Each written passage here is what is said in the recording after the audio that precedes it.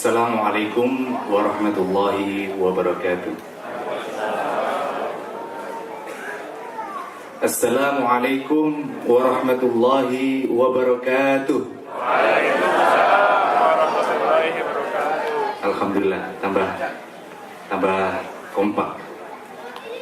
Namun kurang lengkap kalau kurang 3 kali. Allah suka yang ganjil-ganjil. Assalamualaikum warahmatullahi wabarakatuh. Waalaikumsalam warahmatullahi wabarakatuh.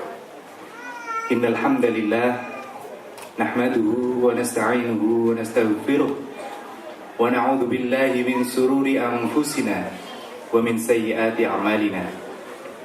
May yahdihillahu fala mudilla lahu wa may yudlil fala hadiya lahu.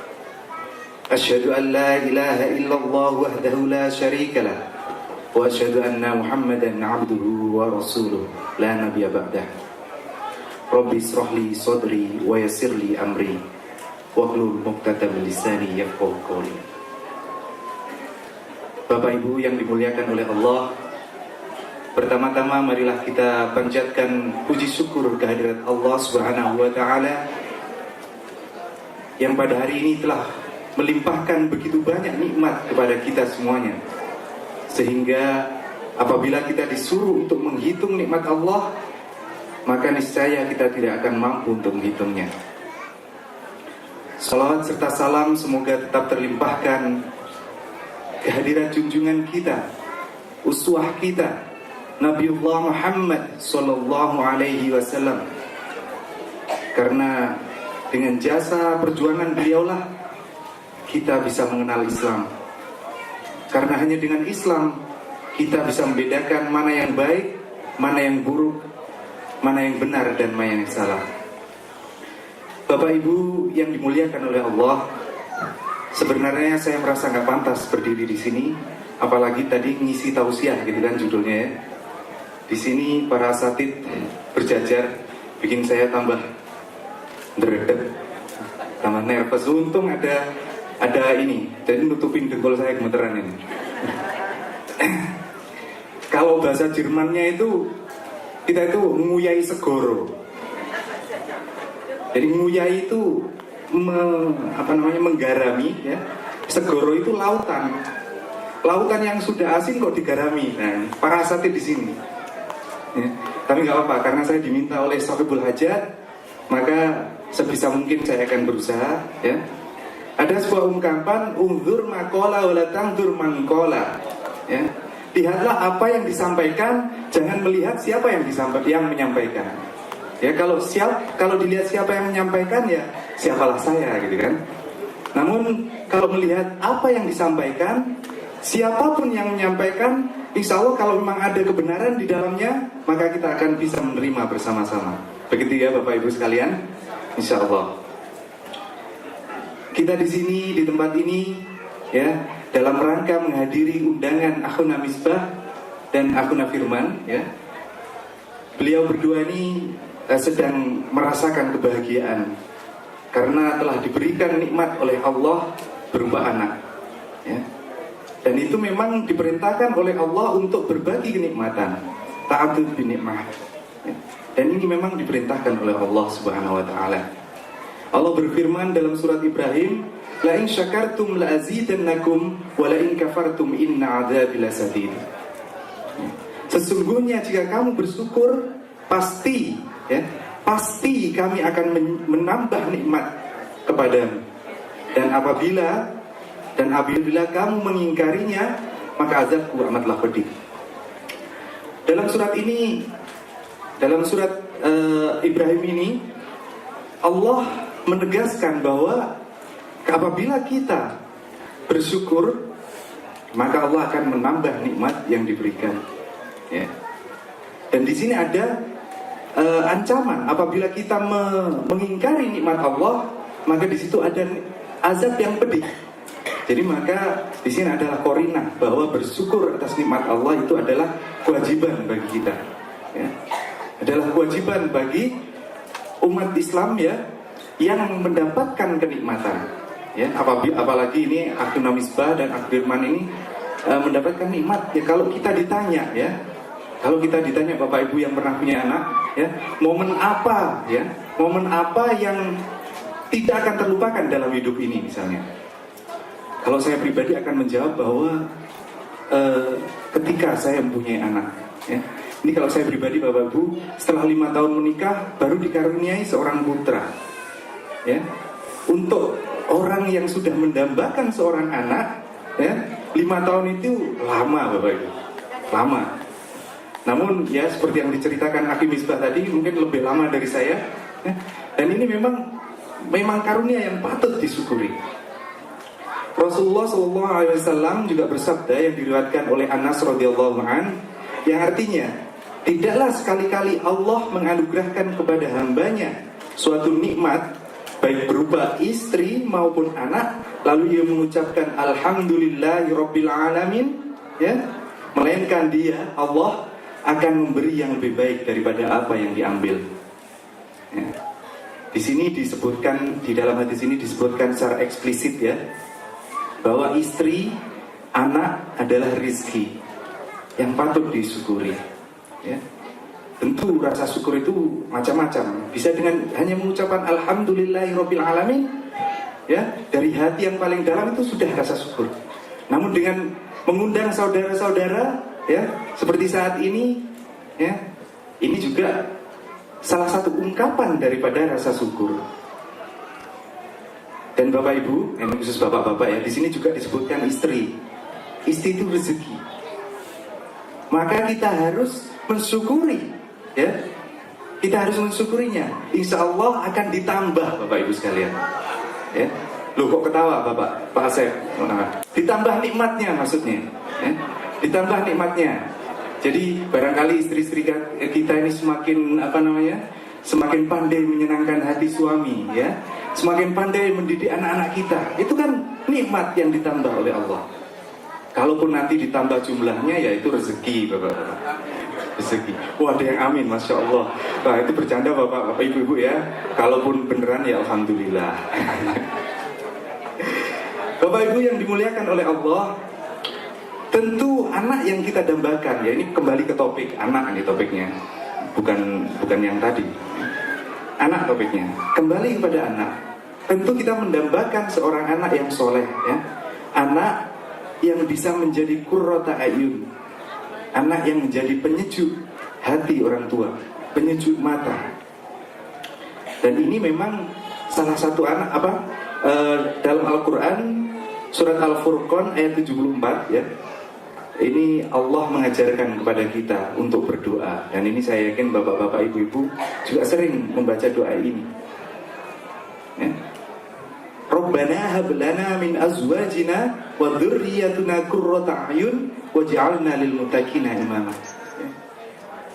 Ya Tuhan kami, anugerahkanlah kepada kami istri-istri kami dan keturunan kami sebagai penyejuk hati kami, penyenang hati kami, dan jadikanlah kami sebagai pemimpin bagi orang-orang yang bertakwa.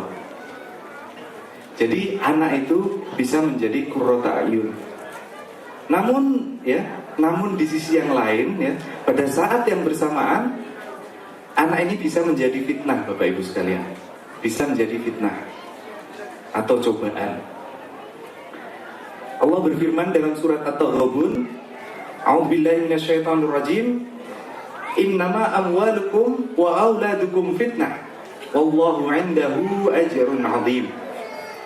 Sesungguhnya hartamu dan anak-anakmu hanyalah fitnah, dan di sisi Allah lah pahala yang besar. Jadi anak itu bisa menjadi qurrata ayun, namun di sisi lain bisa menjadi fitnah atau cobaan, ya. Lalu apa yang dimaksud fitnah dalam ayat ini? Apa yang dimaksud fitnah? Apakah yang dimaksud fitnah itu berkata bohong, ya, untuk menjelekkan orang lain, gitu kan? Ternyata bukan itu Bapak Ibu sekalian. Jadi yang dimaksud fitnah di sini bukan yang memfitnah orang lain, itu bukan seperti itu. Tapi yang fitnah yang dimaksud di dalam ayat ini menurut As-Syaukani, ya, jadi harta dan anak-anak itu keduanya itu dapat menjadikan sebab seseorang, ya, terjerumus dalam perbuatan dosa dan kemaksiatan. Itu. Jadi fitnah yang dimaksud seperti itu. Jadi anak-anak harta itu bisa menjerumuskan seseorang dalam perbuatan dosa dan kemaksiatan. Fitnah ini juga diartikan sebagai sesuatu yang bisa menjadi penghalang, ya. Menjadi penghalang seseorang untuk mengingat Allah dan beramal soleh. Ya. Ini contohnya Bapak Ibu ya, kasih contoh lah. Mungkin sebelum kita punya anak ya, sebelum kita punya anak itu kita rajin ke majelis taklim ya, kita rajin ke sholat di masjid, jamaah di masjid. Mungkin kita disuruh ngisi pengajian dan seterusnya, kita rajin. Namun setelah kita punya anak, akhirnya banyak alasan Bapak Ibu. Pas disuruh ngisi di majelis taklim, dia bilang, waduh saya lagi childcare misalnya. Atau di waktunya jamaah, wah lagi sibuk ngurus anak, gitu kan? Nah ini bisa jadi yang seperti ini, anak ini menjadi fitnah. Kita tidak selamat dari fitnah. Nah, ya mungkin nggak semuanya seperti itu. Mungkin memang benar-benar nggak ada yang ngurusin si anak ini. Jadi ya nggak masalah memang kalau memang seperti itu. Contoh yang lain di sini di ayat ini disebutkan harta, ya. Harta ini misalnya sebuah riwayat ya, dulu waktu ketika zaman Rasulullah ada seorang sahabat yang bernama Sa'labah. Sa'labah ini ketika sholat berjamaah ya dengan Rasul, itu selalu saja pulangnya buru-buru. Assalamualaikum, assalamualaikum, celing hilang gitu kan. Lalu Rasulullah bertanya, kenapa kamu kok sholatnya pulangnya terlalu buru-buru? Rupanya Sa'labah ini ya, Sa'labah ini harus bergantian kain untuk sholatnya itu dengan istrinya. Saking miskinnya ini Bapak Ibu. Jadi kain untuk sholat itu cuma satu. Akhirnya Rasulullah mendoakan Sa'labah ini, didoakanlah Sa'labah ini sehingga dia menjadi punya kambing ya. Ya, doa Rasulullah diterima. Punya kambing satu, beranak 4 gitu kan, 4 lagi beranak lagi 16 dan seterusnya.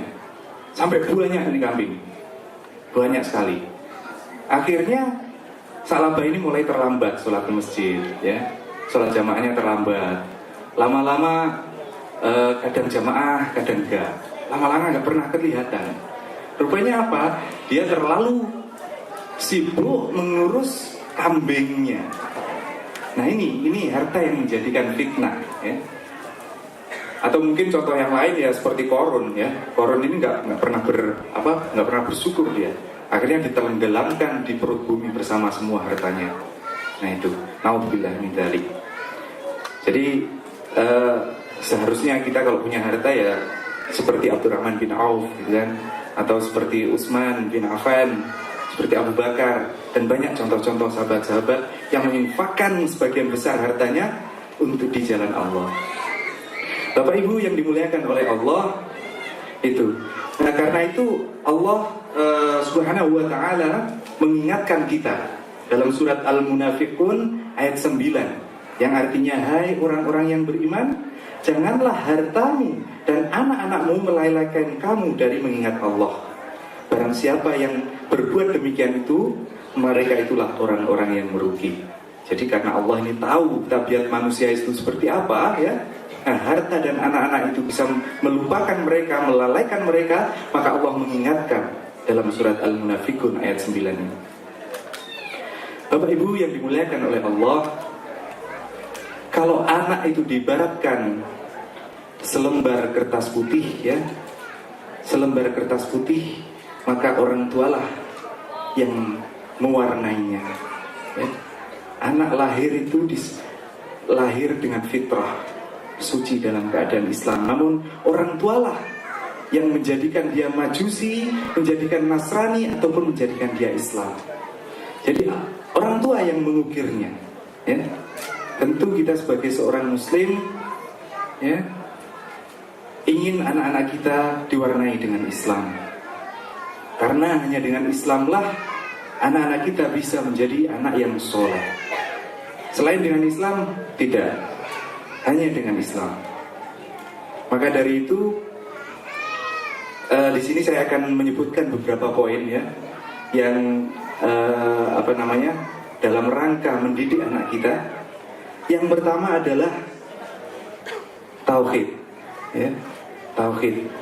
Ketika anak kita lahir, sudah kita perdengarkan kalimat tauhid. Kita biasakan dengan kalimat-kalimat tauhid, la ilaha illallah Muhammadur Rasulullah. Ini harus senantiasa kita perdengarkan kepada anak kita. Kalau di kampung saya, Bapak Ibu, di Banyuwangi, saya ini asalnya Banyuwangi, namun saya asli Jawa.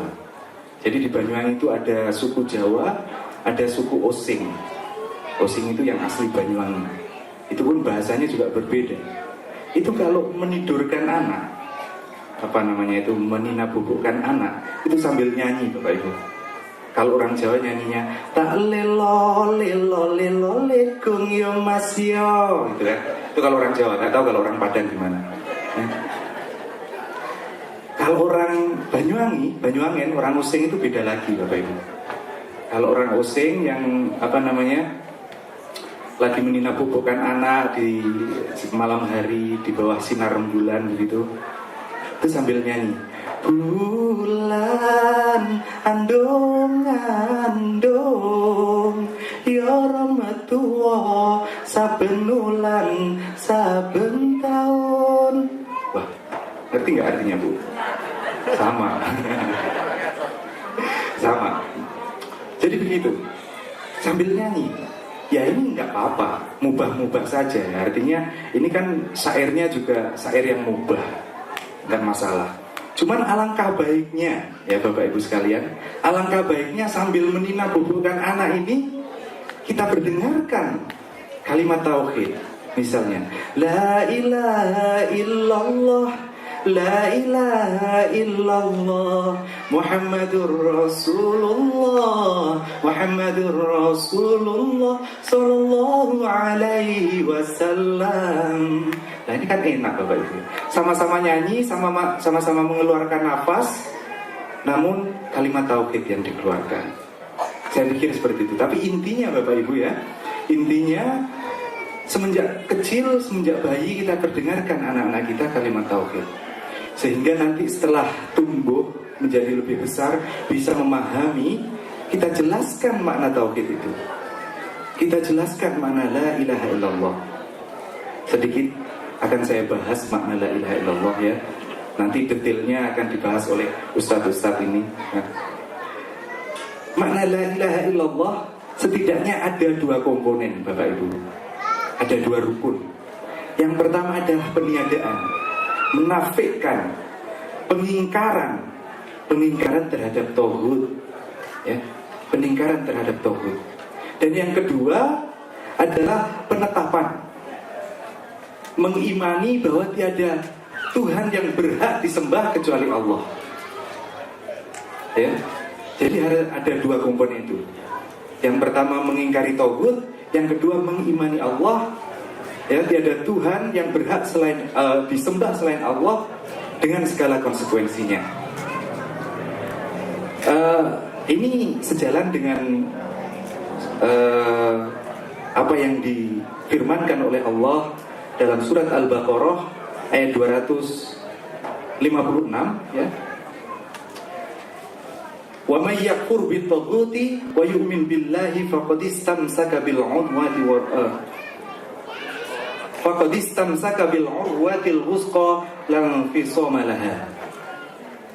Barang siapa yang ingkar kepada tauhid ya, dan beriman kepada Allah, maka sesungguhnya dia telah berpegang teguh pada tali yang sangat kuat yang tidak akan putus. Itu Bapak Ibu. Jadi sejalan dengan firman Allah ayat, surat Al-Baqarah ayat 256. Lalu apa tauhid itu? Bukan tugut ya. Kalau tugut itu nanti dimarahi Mbak Kiki nanti. Bukan tugut, tauhid ya. Tauhid.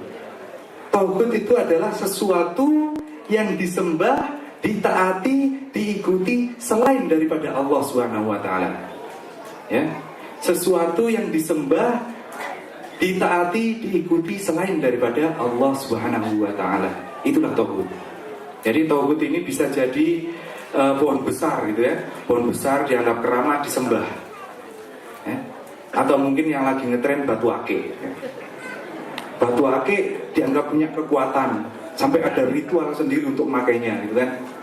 Nah ini bisa, itu disebut togut juga. Atau mungkin, bukan mungkin, yang lain, bentuk yang lain adalah orang yang mengaku Tuhan, seperti Fir'aun, ya. Seperti Fir'aun, yaitu raja ya di Mesir, mengaku Tuhan. Dia membuat hukum, ya, membuat hukum untuk ditaati oleh seluruh rakyat Mesir pada saat itu. Dan itu adalah menyelisih hukum Allah, ya. Menyelisih hukum, menandingi hukum Allah. Itulah togut.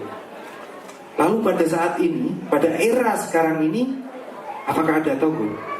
Rupanya ada, Bapak Ibu. Tapi bentuknya tidak seperti Fir'aun. Bentuknya tidak seperti Fir'aun. Kalau Fir'aun itu kan satu orang membuat setiap perkataannya adalah hukum.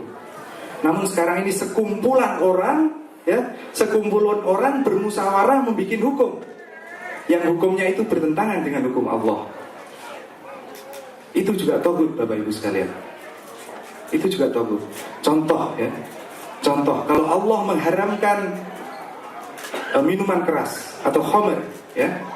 Setuju ya Bapak Ibu kalau khamr itu haram? Ya? Setuju ya? Setuju. Namun orang-orang sekelompok orang ini bermusyawarah, lalu menetapkan hukum bahwa khamr itu nggak haram asalkan bayar pajak, ya. Asal bayar pajak. Pokoknya kalau bayar pajak ya legal. Legal itu kan kata lainnya kan halal, Bapak Ibu ya. Halal. Kalau ilegal itu haram, kan seperti itu. Jadi ini togut gaya baru, ya. Menghalalkan apa yang diharamkan oleh Allah. Dan masih banyak contoh yang lainnya. Masih banyak contoh yang lainnya, ya. Maka dari itu kita harus menjelaskan kepada anak-anak kita togut itu seperti apa, ya. Kita itu harus hanya mengimani Allah, hanya tunduk pada hukum-hukum Allah, karena hanya Allah lah yang berhak untuk bikin hukum. Inil hukmu illa lillah, ya. Hanya Allah yang berhak membuat hukum. Saya kira seperti itu Bapak Ibu sekalian, penjelasan tentang tauhid. Poin yang kedua, ya. Masih ada waktu berapa lama saya ya? Ini keburu kering nanti makanannya. Oh, masih ada 15 menit. Terima kasih. Yang kedua yaitu menjadikan Rasul sebagai suri tauladan bagi anak-anak kita, ya. Menjadi suri tauladan bagi anak-anak kita, menjadi idola bagi anak-anak kita. Laqad kana lakum fi Rasulillahi uswatun hasanah. Dalam diri Rasulullah itu terdapat uswatun hasanah, contoh yang baik.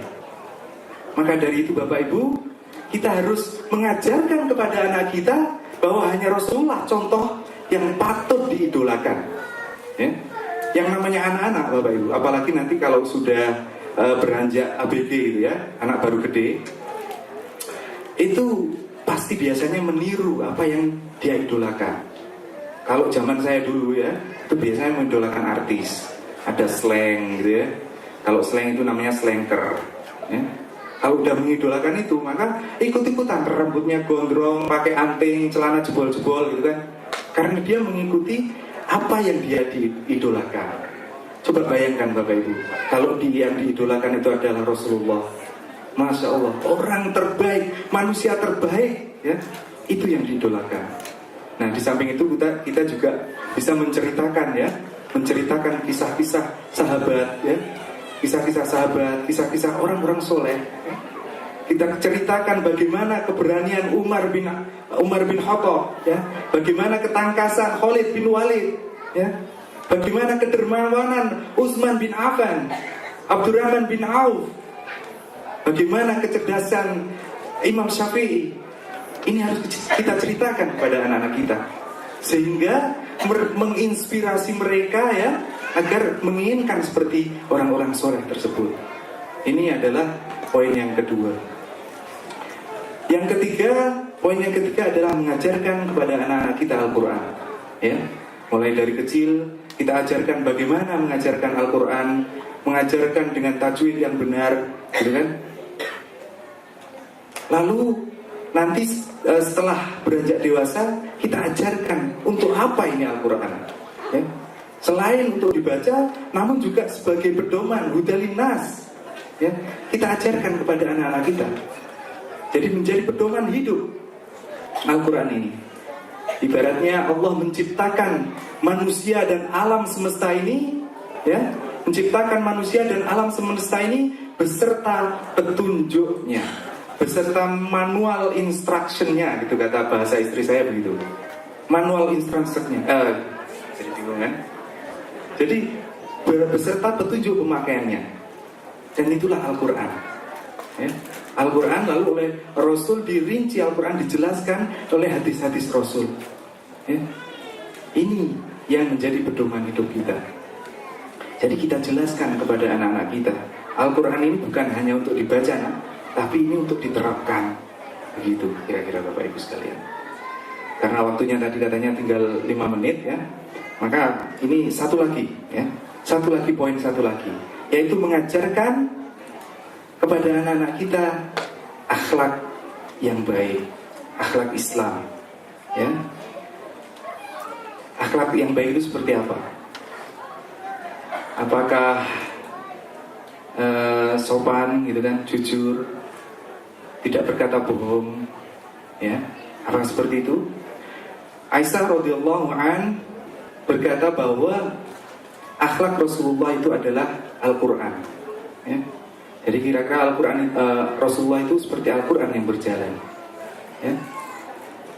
Jadi di sini saya bisa katakan bahwa akhlak Islam itu berbanding lurus dengan ketakwaan seseorang. Semakin dia bertakwa, maka semakin baik akhlaknya. Kalaupun seorang Muslim itu berkata jujur, itu karena kesadaran bahwa dia diperintahkan oleh Allah untuk berkata jujur. Kalau dia tidak bohong, itu karena memang diperintahkan oleh Allah atau dilarang oleh Allah untuk berkata bohong, dan seterusnya. Jadi akhlak itu adalah pancaran dari keimanan, dari ketakwaan seseorang. Semakin dia bertakwa, ya, pasti akhlaknya akan semakin baik, ya. Mudah dipahami Bapak Ibu, ya. Saya kira itu yang poin yang keempat. Saya kira 4 poin saja, karena tinggal 5 menit. Namun satu hal yang tidak kalah pentingnya, yaitu contoh dari orang tua. Jadi bagaimanapun kita mengajarkan, kalau tidak dicontohkan itu berat Bapak Ibu, harus dicontohkan, ya. Kalau misalnya kita ingin anak-anak kita yang rajin sholat, ya harus kita contohkan. Kalau misalnya kita ingin anak-anak kita rajin pergi ke masjid sholat berjamaah, ya harus kita ajak anak-anak kita sholat berjamaah, ya. Dan seterusnya harus kita contohkan. Karena tanpa contoh ya susah. Seperti apapun, anak pasti mencontoh orang tua. Kalau ingin anak-anak kita berbicara lemah lembut, ya kita harus berbicara lemah lembut kepada anak-anak kita. Saya kira seperti itu. Lalu muncul satu pertanyaan. Ketika kita sudah mengajarkan kepada anak-anak kita tentang 4 komponen tadi, ya, apakah terus ada jaminan bahwa anak-anak kita ini akan menjadi anak yang soleh? Bapak Ibu yang dirahmati oleh Allah, kita hidup di zaman, di era yang paling kelam dalam sejarah kehidupan. Itu pakai bahasanya Ustadz Ikhsan Tanjung, ya. Sejarah yang paling kelam dalam sejarah kehidupan. Jadi ketika kita mengajarkan kepada anak-anak kita di rumah dengan Islam, namun di luar sana banyak hal-hal yang bertentangan dengan Islam. Contoh Bapak Ibu sekalian, kalau kita mengajarkan kepada anak-anak kita bahwa pacaran itu haram, misalnya, ya, wala taqrabu zina, jangan mendekati zina. Pacaran itu haram, karena pacaran itu salah satu sarana dalam mendekati zina, makanya haram. Lalu ketika kita nonton TV, terutama di Indonesia, ya, lihat sinetron, di situ acaranya, sinetronnya anak-anak SMP sudah pada pacaran, pakai ciuman lagi, astagfirullahaladzim. Dan itu terjadi Bapak Ibu. terjadi seperti itu. Kalau anak-anak kita melihat yang seperti itu, bisa bahaya. Padahal kita orang tua belum tentu bisa mendampingi anak-anak kita 24 jam 7 hari seminggu. Belum tentu ya. Terus ketika anak-anak kita mulai sekolah ya, saya baru dengar ada kurikulum ya yang mengatakan bahwa pacaran sehat. Ada yang seperti itu. Nah, ini pacaran kok sehat? Sesehat-sehatnya pacaran ya tetap haram ya. Sesehat-sehatnya pacaran tetap haram. Nanti bisa-bisa lama-lama ada pacaran islami gitu kan. Jadi sebelum pacaran baca bismillah, sesudah pacaran baca surat kafaratul majlis. Nah, ini kacau Bapak Ibu, kacau ya? Jadi yang haram-haram aja gitu kan? Yang haram-haram aja. Belum lagi miras, obat-obatan terlarang ya. Ini sangat mengkhawatirkan. Sangat mengkhawatirkan. Jadi ini memang berat. Kita mendidik anak di era yang memang jauh dari Islam. Memang berat ya. Lalu kenapa ini terjadi gitu kan? Karena memang ya Islam itu hanya dipakai ketika di masjid. Hanya dipakai ketika mengurus jenazah ya. Ketika di masjid harus pakai Islam. Ngomong Islam gitu kan? Tapi kalau lagi di pasar jangan ngomong Islam. Kalau ngurus jenazah pakai Islam. Tapi kalau ngurus negara nggak mau pakai Islam. Nah, seperti itu. Padahal Islam itu komplit Bapak, komplit, agama yang sempurna. Ya. Islam itu adalah agama yang sempurna. Islam mengatur hablum minallah, hubungan manusia dengan Allah ya. Mulai dari sholat, zakat, puasa, haji diatur oleh Islam. Lalu Islam juga mengatur hablum min nafsih, hubungan manusia dengan dirinya sendiri. Bagaimana berpakaian, bagaimana makan makanan yang halal, itu semua diatur oleh Islam. Lalu Islam juga mengatur hablum minan nas, hubungan manusia dengan manusia yang lain. Bagaimana manusia bermuamalah, jual beli, diatur oleh Islam. Bagaimana hubungan atau interaksi antara laki-laki dan perempuan, diatur oleh Islam. Bagaimana mengurus sumber daya alam, diatur oleh Islam. Bagaimana mengurus politik dalam negeri, politik luar negeri itu diatur oleh Islam. Jadi nggak ada satupun hal yang tidak diatur oleh Islam. Mulai dari kita masuk WC sampai bernegara itu diatur oleh Islam. Jadi memang masalahnya itu karena memang Islam tidak diterapkan dalam setiap sendi kehidupan. Maka dari itu Bapak Ibu sekalian, menjadi kewajiban bagi kita semuanya, setiap individu yang mengaku beragama Islam untuk ikut berkontribusi dalam penegakan syariat Islam di muka bumi ini. Maka insya Allah ketika syariat Islam diterapkan, mendidik anak itu akan mudah Bapak Ibu. Akan mudah. Akan muncul generasi-generasi seperti para sahabat, generasi seperti Imam Syafi'i, Imam Hambali. Itu akan muncul insya Allah. Bapak Ibu yang dimuliakan oleh Allah, saya kira itu yang bisa saya sampaikan karena waktunya sudah habis. Semoga kita sebagai orang tua diberikan kekuatan oleh Allah untuk mendidik anak-anak kita menjadi anak yang soleh. Amin, Allahumma amin. Akhirul kalam, wabillahi taufiq wal hidayah, wabiridha wal inayah. Assalamualaikum warahmatullahi wabarakatuh.